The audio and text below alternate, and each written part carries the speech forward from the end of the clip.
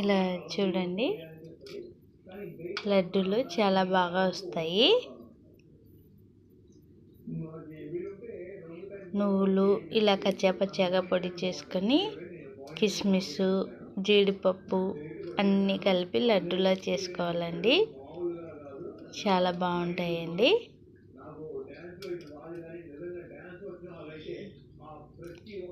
పల్లీలు, నువ్వులు, బెల్లము, నెయ్యి, కిస్మిస్, బాదం, జీడిపప్పు అన్నీ కలిపి ఇలా చేసుకుంటే పిల్లలు చాలా ఆరోగ్యం అండి.